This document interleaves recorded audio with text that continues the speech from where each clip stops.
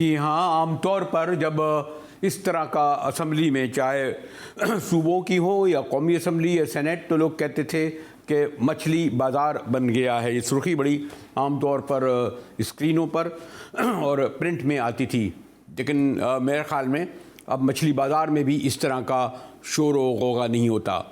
और कोई और नहीं, ज़रा देखिए बड़े बड़े सीनियर रहनुमा, अगर मैं देख रहा हूँ तो ये मुस्लिम लीग नून के मुझे खेल दास MNA नज़र आ रहे हैं, और वो शौकत तरीन जो बड़े सीनियर सीजेंट हैं, फाइनेंस यानी पर्सनैलिटी हैं और फाइनेंस मिनिस्टर हैं, उनके सामने देखिए अगर मैं अल्फाज सुनाऊं तो शायद आपको यकीन न आए कि क्या कह रहे हैं।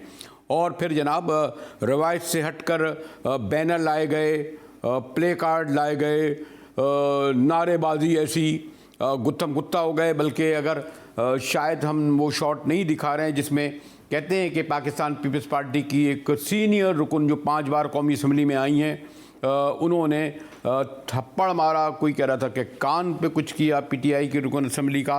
और हाँ, खाली खेलदास नहीं, मैं यहाँ पर नवीद कमर जैसे सीनियर रुकन असम्बली और फाइनेंस मिनिस्टर रह चुके हैं, और इनके सामने भी गालिबन इसी तरह उनके सामने भी नून लीगियों ने ऐसा ही हशर बर्पा किया था जब ये बजट पेश कर रहे थे।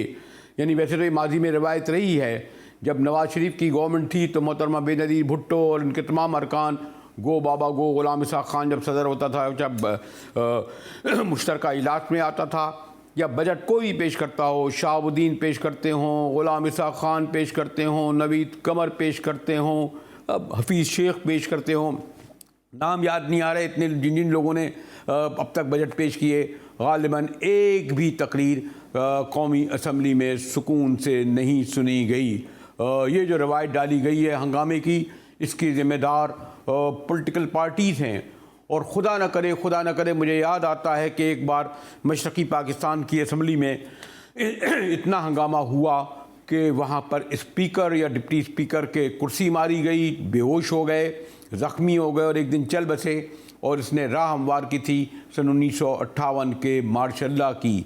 बाद के दिनों में भी जब असम्बली में सब कुछ होता है तो जो भी आता है मेरे अजीज़ हमवतनों, वो यही कहता है कि पॉलिटिकल पार्टियां एक दूसरे से महाजराई में वहाँ पहुँच गई थी जब मुल्क की सलामती को ख़तरा हो गया। ये तो नहीं हुआ, सिर्फ़ एक आम बात ये थी आज के दिन ख़ास तौर पर कि PTI की हुकूमत शदीद महंगाई के सबब, डॉलर की उड़ान के सबब, मालियाती खसारे के सबब और भी बहुत सारे असबाब हैं, एक नया मिनी बजट लाना चाह रही थी, और ये पहले भी लाया जा चुका है। यानी जून के बजट के सिर्फ 6 माह बाद ये जो बिल आया, जिसे फाइनेंस बिल कहा जाता है, और कोई कमो बेश वो 600 अरब रुपए का कहा रहे थे ये फाइनेंस बिल है, जबकि शौकत तरीन साहब कहते हैं कि सिर्फ 200 अरब रुपए इसमें सिर्फ टैक्स लगाए जाएंगे और डायरेक्ट आवाम पर नहीं बोझ पड़ेगा। इस पर हंगामा रही क्यों?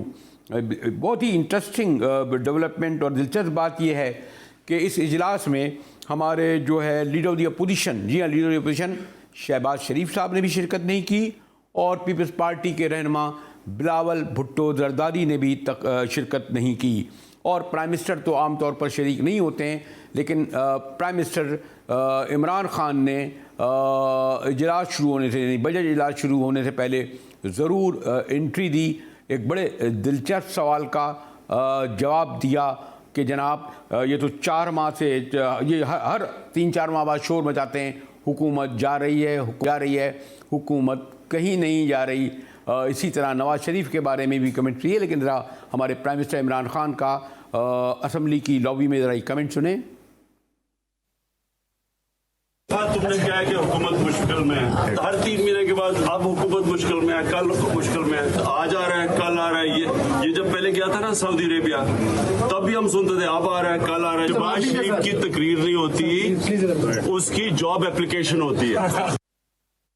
तो बस खान साहब ने ये बात असम्बली के अंदर नहीं की। हमारे साथ हैदर शिराजी मौजूद हैं और पार्लियामेंट के बाहर हैं, मुझे एहसास है कि मैं तो स्टूडियो के गर्म माहौल में बैठा हूँ, लेकिन शदीद सर्दी में हैदर शिराज़ी जिन्होंने सारा मंज़र अपनी आँखों से कौमी असम्बली के अंदर देखा, वो हमारे साथ हैं। और जी हैदर शिराज़ी, आप तो माशाल्लाह बरसों से कवर करते रहे हैं और पास की गवर्नमेंट्स में भी इस तरह होता रहा है, लेकिन क्या 3.5 साल में जो इमरान खान की गवर्नमेंट के दरमियान बजट सेशन या दीगर सेशन होते रहे, उसके मुकाबले में आज का सेशन ज़्यादा हंगामा खेज, ज़्यादा यानी भरपूर, जिसे कहते हैं मार कुटाई का लफ्ज़ तो इस्तेमाल नहीं करूँगा, लेकिन हुई, थप्पड़बाजी भी हुई, ऐसे ही था हैदर? जी हैदर। जी बिल्कुल ऐसा ही हुआ। और इससे कबल हमने देखा था कि अपोजिशन लीडर हों या बिलावल भुट्टो जरदारी, उनकी मौजूदगी में उनकी जमात के अरकान खामोश रहते हैं अक्सर और एहतजाज जो होता है। लेकिन इस मरतबा चूँकि बिलावल भुट्टो जरदारी और शहबाज शरीफ मौजूद नहीं थे, तो इस वजह से भी वहाँ पर हमें हंगामा आराई नज़र आई।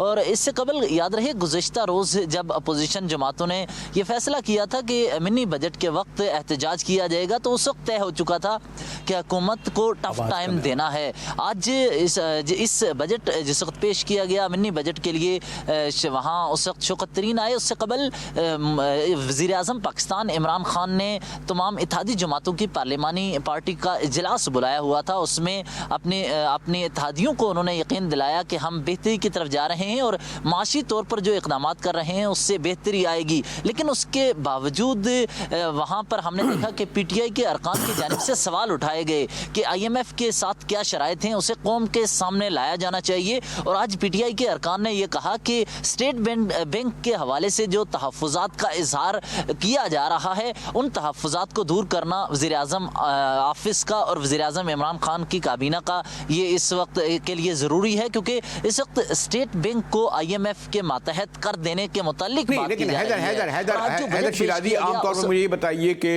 आप कवर करते रहे हैं, कौमी असम्बली का इजलास हो या सेनेट का इजलास हो, उससे पहले और ख़ासतौर पर हंगामा खेज से इजलास हो, तो पार्लिमानी की जो एक ज़ाब्ता कमेटी है उस वो ये तय कर लेती है, कितनी ही मुखालफत हो, कितनी ही मादाराई हो, कि पहले ये स्पीकर बोलेगा, फिर ये स्पीकर आएगा। क्या असद कैसर ने उस रवायत के तहत पार्लिमानी क़यादत को बुलाकर कुछ तय किया था? वो कि बड़ी सख्त किस्म की जो है मादाराई कैफियत थी। और इसीलिए ये मैं सवाल इसलिए भी कर रहा हूँ कि शहबाज शरीफ और बिलावल भुट्टो का ना आना, प्राइम मिनिस्टर तो खैर आते नहीं हैं, क्या निशानदेही नहीं करता कि एक हद तक ये रखा गया था कि इस सतह पर तो हंगामा होगा, इससे ज़्यादा नहीं होगा? क्योंकि अगर बराह रास्त बिलावल और शहबाज आते और उन पर हुकूमत के लोग शायद आगे बढ़कर उन्हें जवाब देते और उससे ज़्यादा संगीन सूरत हाल पैदा हो सकती थी। जी शहदर। जी आपने जो स्पीकर कौमी असेंबली के पोजीशन के साथ रवाबित की बात की कि क्या हुआ, ऐसा बिल्कुल नहीं हुआ। क्यों? क्योंकि हमने देखा कि जब EVM से मुताल्लिक कानून साजी की गई थी, उस वक्त स्पीकर ने अपोजिशन के तमाम लीडर्स के हमरा नशिस्त की, वहाँ पर मुज़ाकरात किए, लेकिन दूसरी तरफ हुकूमत अपने इत्तेहादियों को मनाने में कामयाब हो गई थी। उस वक्त भी अपोजिशन की जानिब से ये शिकवा किया गया कि स्पीकर ने हमें इंगेज रखते हुए दूसरी जानिब वज़ीर आज़म ने या फिर PTI के हुक्मरान जमात ने अपने इत्तेहादियों को मना लिया है। उस वक्त EVM से मुताल्लिक कानून साजी मंजूर हुई और उसके बाद अपोजिशन ने उस वक्त स्पीकर के हवाले से ये कहा कि हम स्पीकर के इस रवैये के मजम्मत करते हैं, और उसके बाद इस पर कोई बात नहीं हुई, क्योंकि EVM के अलावा भी इलेक्शन रिफॉर्म्स पर कमेटी बनाए जाने पर बात हुई थी कि उसको फाल किया जाए, लेकिन उसमें भी वहाँ हमें वो एक्टिविटी नजर नहीं आती। तो लिहाजा इसमें पार्लियामेंट के अंदर क्या किसी हैदर शिराज़ी हुकूमत से सवाल हुए, क्या अपोजिशन के किसी ने सवाल उठाया अपोजिशन की तरफ आपके मीडिया के ने कि क्यों बिलावल भुट्टो और शहबाज शरीफ नहीं आए इस अहम इजलास में, और क्या वो मौजूद थे असम्बली के अहाते में, यानी अपने अपने चैम्बरों में? जी जब हमने अपोजिशन रहनुमाओं से ये सवाल पूछने की कोशिश की, तो ज़्यादातर अपोजिशन रहनुमाओं ने इस सवाल का जवाब नहीं दिया कि उन्होंने ये इस सवाल के बजाय और दीगर सवाल, खासकर महंगाई की बात की। उन्होंने कहा कि महंगाई पर अगर बात आप करना चाहें तो हम जवाब देने के लिए तैयार हैं, लेकिन अपोजिशन लीडर शहबाज शरीफ और बिलावल भुट्टो की गैर मौजूदगी के हवाले से उनकी जमात के अरकान ने आज जवाब नहीं दिया, वो कतराते नज़र आए। तो इसके अलावा भी बाकी जो सेशंस में उन्होंने शिरकत की, तो वहां पर हमें इस तरह की हंगामा आराई नजर नहीं आती। तो आज एक और मरहले पर जो वोटिंग हुई, जिस पर शादिया मरी ये कहते हुए आई कि जाली उठी, ये जो वोटिंग का मरहला आया जिसमें आमतौर पर ये कहा गया, मेरे ख्याल में शिक वाइज वोटिंग होती है, एक शिक पर, तो उसमें अदवी तौर पर, यानी जब शहबाज शरीफ मौजूद नहीं थे, बिलावल मौजूद नहीं थे, तो अदवी तौर पर क्या हुकूमत और उसके तमाम इत्तेहादी मौजूद थे। और हम ये कहें कि क्या शायद कोई एक ऐसा मरहला आया कि जहाँ पर अगर ये कहा जाता कि वोट ऑफ कॉन्फिडेंस और का मरहला आ जाता ना, अगर 172 वोट देने वाले हों, क्या सूरत हाल थी।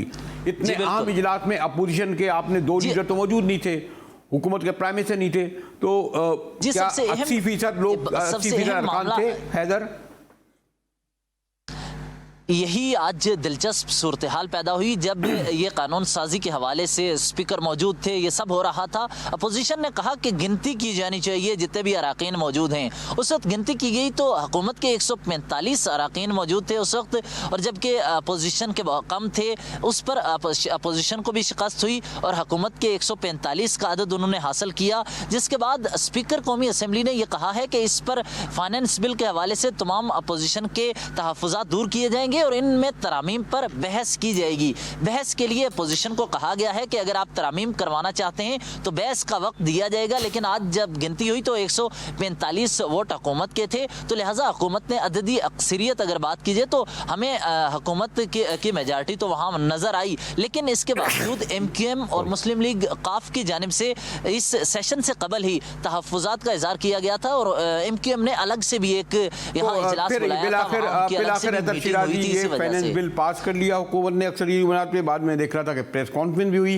लेकिन बहुत सारे सवाल इस पे उठते हैं। देखिए ब्रेक के बाद आएंगे तो हम आपसे फिर गुफ्तगू करेंगे, लेकिन इस पूरे जो कौमी असम्बली का सेशन हुआ है, जहां ख्वाजा आसिफ का खिताब तो अपनी जगह था ही रवायती तौर पर, लेकिन असद उमर साहब ने आज जो हुकूमत की तरफ से नुमाइंदगी करते हुए इस बिल के हवाले से बड़े ठोस निकात पेश किए। मैंने कहा ना कि इस वक्त असद उमर जो है इमरान खान की टीम के सेंटर फॉरवर्ड समझे जाते हैं। यही नहीं बल्कि तहरीक इंसाफ का उन्हें सेक्रेटरी जनरल बनाया गया है। तो असद उमर साहब का ज़रा सा एक असद उमर साहब की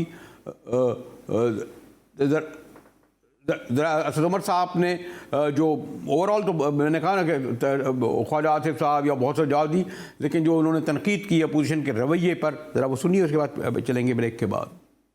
इन्होंने अवाम को क्या मोबिलाइज करना है, यहां पर बैठे हुए सिर्फ 3 मेंबर खड़े हुए इनको वोट डालने के लिए। ये अपने बंदों को कुर्सी से नहीं खड़ा कर सकते, इन्होंने हुकूमत क्या गिरानी है। वो हुकूमत जिनके वजीर आजम, जिनके वजीर दिफा और पता नहीं कौन कौन से वजीर, कोई माली के अकामे पे, कोई धोबी के अकामे पे, कोई नाई के अकामे पे नौकरियां करते थे, वो हमें दर्ज दे रहे कौमी सलामती का। जो मोदी को, जो मुसलमानों के खून करने वाले नरेंद्र मोदी को अपने घर पर बुलाते हैं, इनको नहीं बुलाया था। ये जो सब ये तनख्वाहदार मुलाजिम जो है ना, इनको नहीं बुलाया था। बुलाया किसको? मोदी को। साड़ियां भिजवाई, तोहफे। आप तो हमारे भाई है, वो कौमी सलामती की बात करते हुए अच्छे नहीं लगते सर। मुझे इसलिए बेसाख्ता सी आ गई कि असद उमर साहब एंग्रो जैसे इदारे के सरबराह होते थे, बड़े संजीदा बुर्दबार यानी टॉप मोस्ट मल्टीनेशनल के हेड होते थे और एक उन्होंने कामयाब कैरियर किया। फिर सियासत में आए इमरान खान के सामने साथ, और फिर इब्तिदा में तो उनका बड़ा, मैंने कहा ना, बड़ा लहजा धीमा होता था। आज असद उमर ने तो गालिबन हमारे शेख रशीद हों या ख्वाजा आसिफ, सबको पीछे छोड़ दिया और माशाल्लाह आपने देखा कि उन्होंने किस तरीके से जवाब दिया। ब्रेक के बाद आएंगे तो ज़रा देखिए ये वाकई जो मिनी बजट है या फाइनेंस बिल लाया गया है उसके क्या मुज़मिरात होंगे। शौकत तरीन साहब तो बहुत ही, मैंने कहा ना कि कह रहे थे कि जनाब 200 अरब के भी ज़्यादा को टैक्स लगाए गए, इससे कौन सा तूफ़ान आ जाएगा और इस पर भी बराह रास्त आवाम पर बोझ नहीं पड़ेगा। मिलते हैं ब्रेक के बाद, हमारे साथ रहिएगा।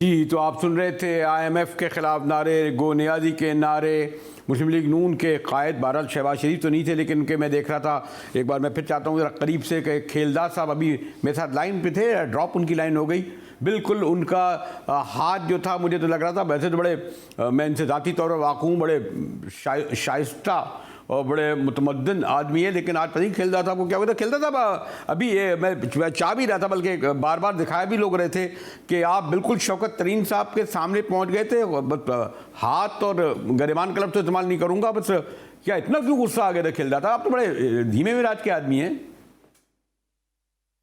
बरेलवी साहब बड़ी मेहरबानी। देखें बरेलवी साहब, जब अपोजिशन के आवाज को बंद किया जाएगा, जब हमें मौका नहीं दिया जाएगा पार्लियामेंट का, अगर जब आइन के मुताबिक असेंबली को नहीं चलाया जाएगा तो हमारे पास एहतजाज के अलावा ऑप्शन नहीं है। दुनिया के तमाम जमहूरियतों में और तमाम ऐवानों में इसी तरह एहतजाज होता है। मैंने कोई उस पर हमला नहीं किया था, मैं अपना एहतजाज नोट कराने गया था। जब मेरे मुल्क की खुदमुख्तारी की बात आएगी, जब मेरी 22 करोड़ अवाम की महंगाई की जो पहले ही इतना बोझ है, आप देख रहे हैं उस बोझ का नतीजा भी इनको अपने KPK के घर से अवाम ने दिया है। अवाम जब परेशान होगा कराची से लेकर कश्मीर और पूरे पाकिस्तान में, तो मैं अगर अवाम का नुमाइंदा हूँ और मुल्क का वफादार हूँ, तो मुझे मेरा फर्ज है कि मैं जो IMF के जो शराइत हैं जो इन्होंने किया है, तो मैंने उसके खिलाफ एहतजाज किया। और ये एक वजीर नहीं है, इमरान खान के 5 वजीर ये तब्दील कर चुका है। एक से ऊपर एक आता है, आके कहता है कि अब पाकिस्तान आगे बढ़ेगा, अब पाकिस्तान ऊपर चला जाएगा, मगर पाकिस्तान का गरीब ऊपर जा रहा है, पाकिस्तान में खुदकुशियां हो रही है। लेकिन खेलदार साहब IMF में 9 बार तो खुद मुस्लिम लीग नून गई है, पीपल्स पार्टी 4 बार गई है। अगर इमरान खान चले गए तो कौन सा गजब हो गया?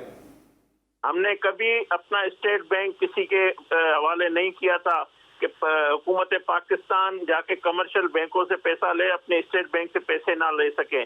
कभी हमने उनके नुमाइंदों को यहाँ पे अपॉइंट नहीं किया था जो ब्रीफ केस लेके कल चले जाएं। तो बात यह है कि हमने IMF अगर इसाक डार साहब ने जब हमने लिया था, इसाक डार साहब की क़यादत में उस कंप्लीट किया गया था, मुकम्मल किया गया था उस प्रोग्राम को। इस तरह अवाम का जीना हराम नहीं हुआ था, इस तरह महंगाई नहीं थी, इस तरह पूरा पाकिस्तान की मईशत डूब नहीं चुकी थी। तो ये जब हालात हैं तो जाहिर है जो आपका पहला नुक्ता है तो इंसान जज्बाती होता है। मैंने एहतजाज किया, ये मेरा हक था। लेकिन खेलदार साहब ये क्या बात है, इतना अहम इजलास था, ना पीपल्स पार्टी के कायद बिलावल भुट्टो आए, और जहाँ तक मेरी मालूमात का ताल्लुक है खुद लीडर अपोजिशन यानी आपके कायद शहबाज शरीफ भी तशरीफ नहीं लाए। क्या ये बात तय थी कि सिर्फ आप लोगों के हवाले किया जाए कि खूब गोल गपाड़ा करें और ये अलग रहें? कुछ और पैगाम मिल गया या फ़ोन आ गया इनको कोई? नहीं, फोन तो जाहिर है हुकूमती MNS को आता है, हमें तो नहीं आता है। नहीं आता है, कहीं और से आता है। आपको ही पता है कहाँ से आता है? मुझे तो नहीं आता होगा ना, कोई उमरकोट से तो नहीं आता होगा, आपको पता है कहाँ से आता है? बरेलवी साहब मुझे 3.5 साल हुए, मुझे तो कभी मैंने बनाऊं फोन नहीं आया, अल्लाह का शुक्र है। चले मैं तो ऐसे आपको ऐसे ही कह रहा था। हाँ अच्छा, नहीं लेकिन क्यों नहीं आए वैसे बहरहाल? मैं आपको बताऊं, देखें ना, पार्लियामानी लीडर हमारे ख्वाजा आसिफ और उनकी सीनियर लीडरशिप खुर्शीद शाह, नवीद कमर साहब भी मौजूद थे, शाहिद खाकान, हमारी सारी लीडरशिप थी। शहबाज साहब लाहौर में थे। आज सिर्फ इनको टेबल कितना अहम इजलास उस वक्त लाहौर में थे। अब तो मैं ख्याल है तमाम शादी वादी की तमाम रसूमात भी खत्म हो गई हैं। नहीं, अभी बिल्कुल उनके घर में जाहिर है एक इवेंट है, वो अपने फैमिली के साथ बिजी है, जाती मसरूफियात थी।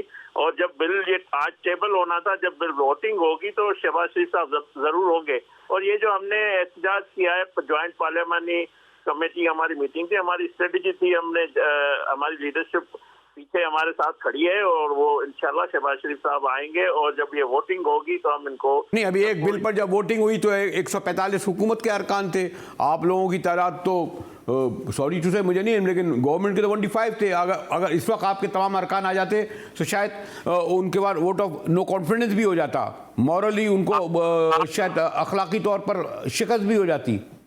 मुजाहिद साहब देखें, जिस दिन ज्वाइंट अपोजिशन का ज्वाइंट सेशन हुआ था उसमें हमारे वोटों को गिना ही नहीं गया। ये इतनी बर्बरियत हो रही है, पार्लियामेंट की इतनी तोहिन हो रही है, सारे रूल्स, सारे आइन और कानून के खिलाफ सारी जो स्पीकर साहब है इस सेशन को चला रहे हैं।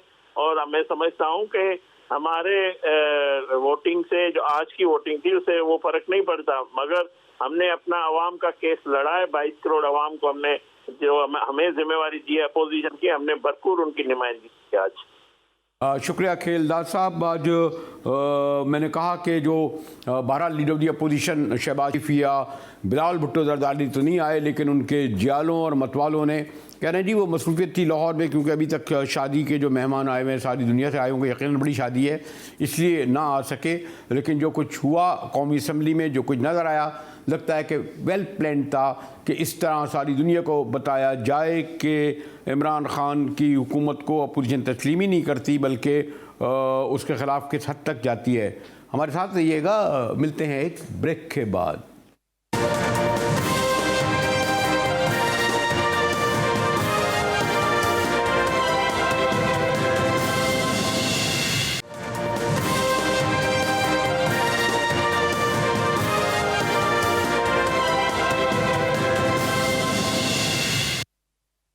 टीवी में एक बार फिर मुजाहिद मिल रही है, आपको खुशामदीद करता है। और गोलगप्पाड़ा भी सुना, और हम अभी नून लीग के जो एक नुमाइंदा थे जो बिल्कुल शौकत तरीन साहब के गरेबान तक पहुंच गए थे, वो भी सफाई पेश कर रहे थे, कह रहे थे ऐसी जज्बाती हो गया। शहबाज शरीफ की ना आने पर कह रहे थे कि जी वो शादी की वसीयत के सबब नहीं आ सके, बिलावल साहब का पता नहीं चला। लेकिन हमने कहा ज़रा इस बिल के हवाले से ज़रा संजीदा गुफ्तगू के लिए अपने बड़े सीनियर सीडेंट मुमताज़ माहिर मईशत भी हैं, मुशर्रफ साहब के दौर में ख़जाना के उमूर के सरबराह भी रहे, डॉक्टर सलमान शाह साहब। शाह साहब शुक्रिया आपका। मैं बिल्कुल डायरेक्ट इस पर आ जाता हूँ। क्या हम ये समझें कि ये जो हुकूमत अभी जून में तो बजट आया था और अब 3.5 पौने 4 साल पूरे भी कर चुकी है, इसको इमरान खान साहब की हुकूमत के इक्तिसादी मैनेजर्स की नाकामी समझा जाए मिनी बजट लाना? देखें, ये तो बजट आप ये समझें कि हमने एक IMF प्रोग्राम की ज़रूरत है, और IMF प्रोग्राम की ज़रूरत क्यों है ये पूरे पाकिस्तान को पता है कि क्योंकि पाकिस्तान बैरूने मुल्क कर्ज़ों में इतना फंस चुका है, जिसको आप कर्ज़ों का जाल कह सकते हैं, कि उससे अगर हमने निकलना है तो हमारे लिए IMF का होना बहुत ज़रूरी है। क्योंकि हर साल हमें तकरीबन 10 से 15 अरब डॉलर वापस करने हैं। इसके अलावा हमने 3 से 4 या 5 अरब डॉलर सूद देना है, जो भी डॉलरों में देना है। तो वो हमारी कमाई तो डॉलरों में नहीं है, क्योंकि हमारी ट्रेड डेफिसिट भी बहुत बड़ा है और हमारा करंट अकाउंट डेफिसिट भी बहुत बड़ा है। इसका मतलब है कि हम कर्ज़े लेके ही ये सूद पे कर सकते हैं, और पुराना कर्ज़ा जो है उसको वापस करने के लिए भी हमें नया कर्ज़े की ज़रूरत है। इसलिए IMF का प्रोग्राम पाकिस्तान के लिए नागुज़ीर है, उसके बगैर आप आगे नहीं चल सकते। दूसरा पॉइंट ये है कि IMF के पास हम 22 दफ़ा जा चुके हैं, और जो भी वो दवाई देते हैं वो हम उनसे पैसे तो ले लेते हैं, लेकिन वो दवाई नहीं खाते, और वो जो रिफॉर्म्स करनी है वो हम नहीं कर पाते। तो इस वक्त IMF कह रहा है कि आप पहले दवाई खाएं, उसके बाद आपको पैसे मिलेंगे। आपके जो लोन है IMF से, उसके पीछे एक पूरा इंटरनेशनल फाइनेंशियल इंस्टीट्यूशंस हैं, जिसमें world bank, Asian development bank, Islamic bank, even चीन के बैंक भी उसमें शामिल हैं। सो आपको ये तो पहली बात है कि उनके मुताबिक हम कर। दूसरी बात ये है कि 300 अरब के जो छूट जो है वो ख़त्म की जा रही है, तो आप उसको पूरी इकॉनमी के तनाजुर में देखें।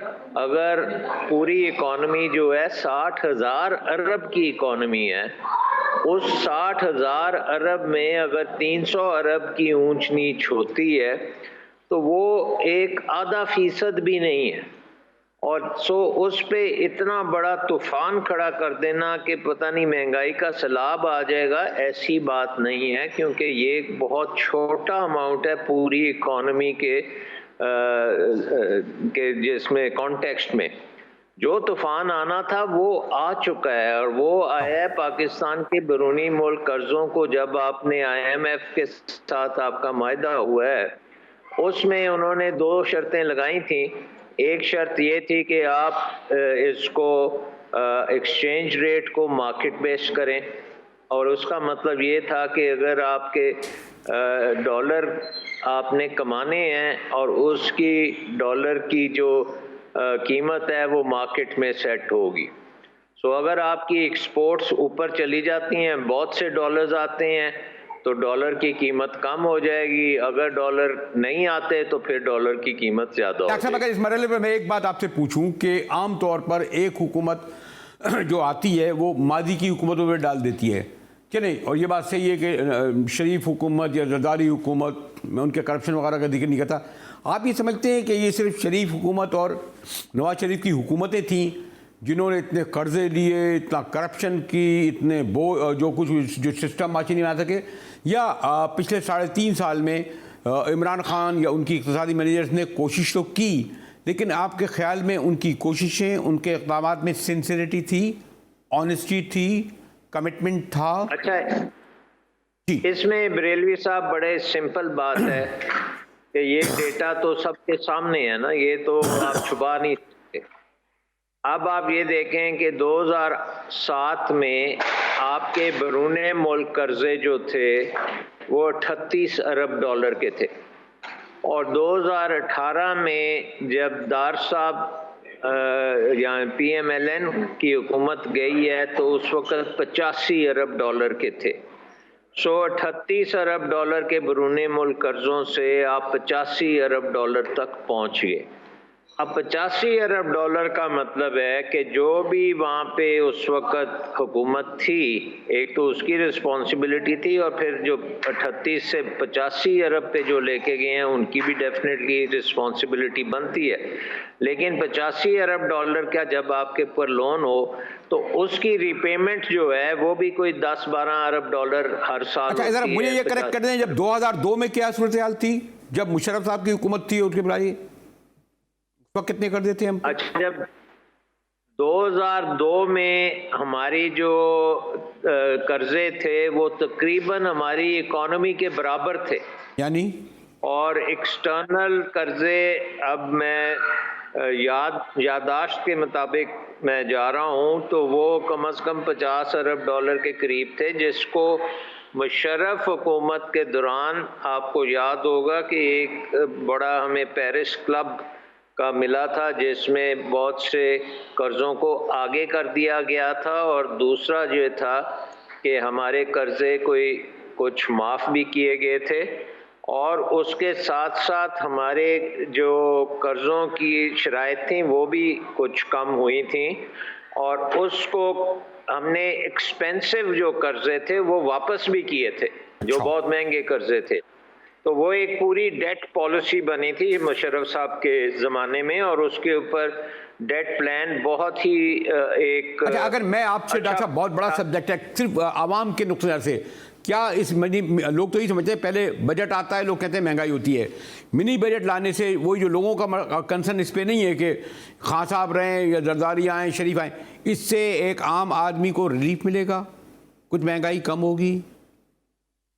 देखें, इसमें एक तो ये है कि आपका जो हुकूमती निज़ाम है जिसमें आप खर्चे अखराजात हैं और जो आपके रेवेन्यूज़ हैं उसमें तवाज़ुन थोड़ा सा आएगा, और उसमें जो तवाज़ुन आने से आपकी इन्फ्लेशन असूली तौर पे कम होनी चाहिए। दूसरी चीज़ ये है कि आपकी जो